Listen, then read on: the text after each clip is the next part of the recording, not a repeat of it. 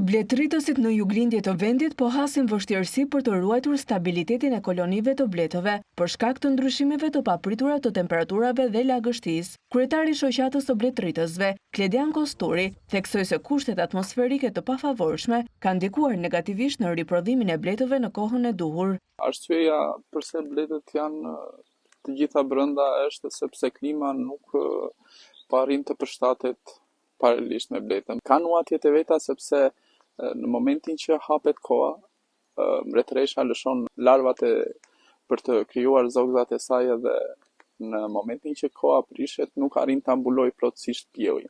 Specialisti thotë se ndryshimet klimatike kanë shkaktuar infeksione të shumta te bletët, ndaj këshillon bletëritësit të monitorojnë në mënyrë të vazhdueshme gjendjen e kolonive dhe të ndërmarrin masa parandaluese për të shmangur infeksionet. Ndodh që të ketë edhe infeksion, por këtu varet shumë dora e bletarit.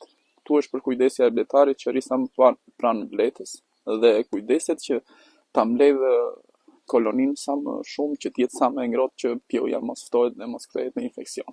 Kur flasim për infeksione, çfarë duhet kemi parasysh? Duhet kemi parasysh se lagështia krijon nozemë dhe nozema është diçka që mbahet nga lagështia. Të shikojmë gjendjen e ushqimit në radhë të parë dhe e dyta, nëse janë në vende ose kanë koloni të dobta me mijës, t'i ngushtojnë sa më tepër që bleta të jetë sa më e ngrohtë. Sa i përket prodhimit, Kosturi thotë se vitin e kaluar, bletëritësit u përballen me një rënje të konsiderueshme në vjeljen e mjaltit me rreth 20%.